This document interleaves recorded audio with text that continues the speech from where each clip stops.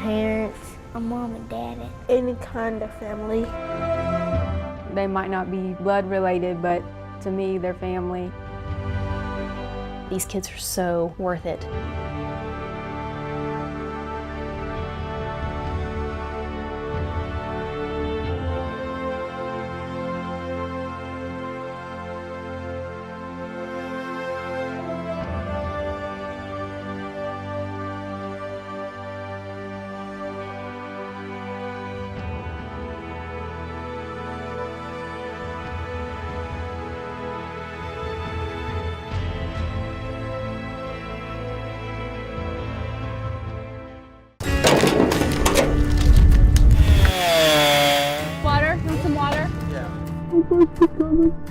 And we decided we wanted to lend a hand. We're here to help them and make sure everything gets done the way that it needs to get done.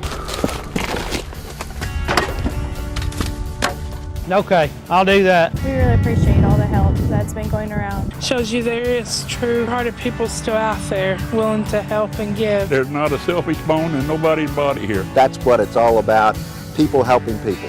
They come and they give. You just can't believe it. That's what this community does. If you ever wonder how many friends you might have out there, the number is huge. There you go. Oh, that's cool. Pick the big stuff up, move it out of the way. We know what people are going through and how they feel. They lose everything at just a blink of an eye. Their willingness to help just shows that they have a good heart.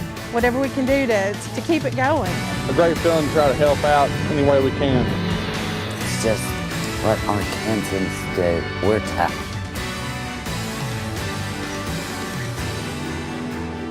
In this week's Science with Sarah, the current topic of discussion is static electricity. We're at the Museum of Discovery today to talk about what the buzz is about this time of year. Thomas Lipham explains the all-too-familiar zap this time of year, static electricity. You know when you've walked around on the carpet, you kind of feel fuzzy and your hair is kind of standing on end? That's that static field building up within your body. It starts with the basics. Opposites attract. So what we have is a positively charged area up here because it's grounded. This wire goes literally to the ground. And this is negatively charged, so again, those opposites are going to attract and it's going to create the plasma to discharge. So this is an exaggerated version of what happens when you touch the car door. A touch that especially catches your attention when it's cold outside. And in the winter, you're going to be wearing more insulating materials because it's cold outside, and that can trap in those extra electrons. So when you go and touch a conductive surface, like a car door or a door handle, it will allow those electrons to transfer and zap. The heavy coats that come with cold weather aren't the only culprit of the pop. In the winter months, it's going to be drier outside, less humidity, and so those it's going to be more of an insulating environment. So until the humidity makes its way back into Arkansas, expect that frizz and shock factor both walking in and out of the door. From the Museum of Discovery, I'm Sarah Fortner, THV 11.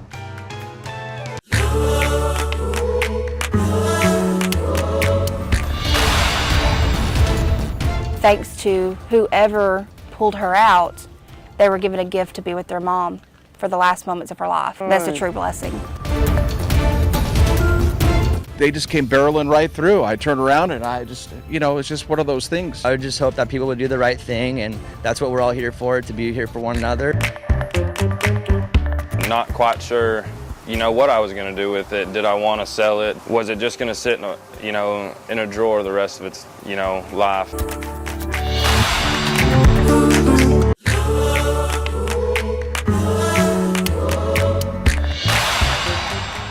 So what we're doing is we're going to make that commute simpler by designing or by constructing a more efficient interchange. It seems to have addressed a lot of issues.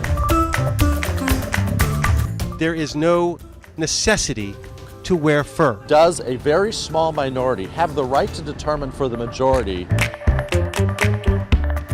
So many of us have been affected by prescription drug abuse, but you could save a life simply by sharing your story.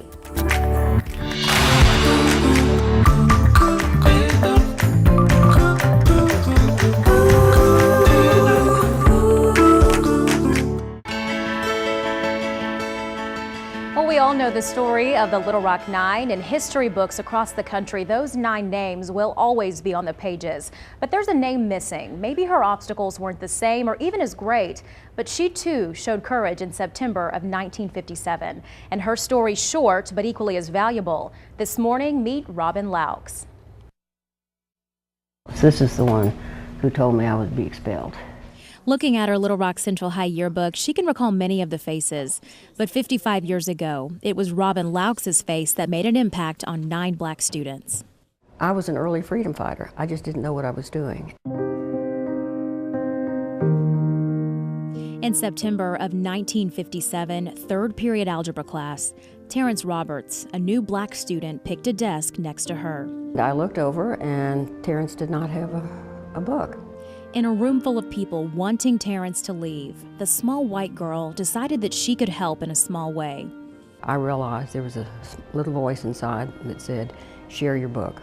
So in the middle of that classroom, as students looked on, she moved the desks across the aisle, shoulder to shoulder. She soon learned that moment of courage in the classroom would foreshadow the rest of her high school career. I was followed home by a group of kids who threw stones at me. My mother had to get an unlisted phone number.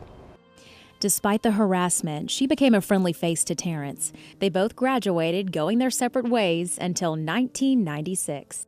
And Terrence, there was a student named Robin. When Oprah Winfrey heard about the brave little girl from Arkansas. Robin, come on out.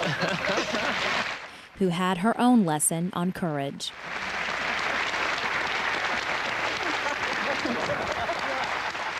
Terrence walked in and he was so scared.